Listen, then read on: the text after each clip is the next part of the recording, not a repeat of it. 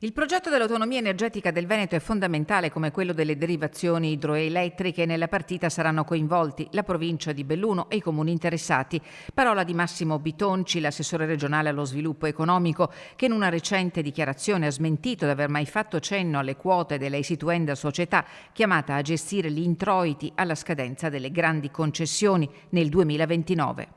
Stiamo lavorando con la provincia, con i comuni, per trovare il modello migliore per gestire il tema dell'idroelettrico che sarà post 2029. Troveremo la forma giuridica migliore.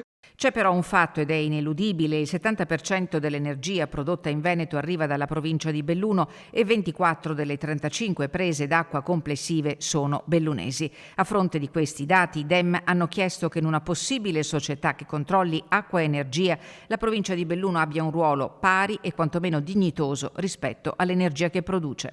Non ci sembra di chiedere la luna, ci sembra di chiedere un principio naturale di autonomia e di autogoverno. Qualcuno sta agitando confusione per dire che addirittura non sarebbe possibile, ma questo è fuori dal mondo.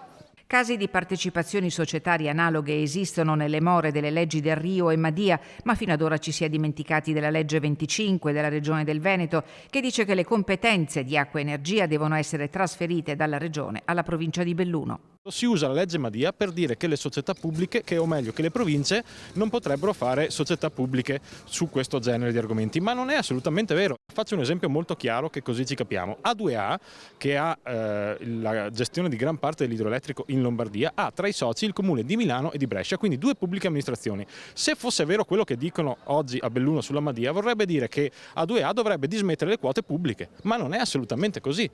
Penso che una parte importante del ritorno dell'economia e di quelli che saranno ovviamente le redditività derivanti dall'idroelettrico debbano tornare nel territorio, ma anche alla Regione Veneto. La Regione non intende mollare, ma se fosse vero quanto sostiene il centrodestra che richiama la legge Madia, la Servizi Integrati Bellunese non potrebbe avere il 25% delle quote della Valmontina.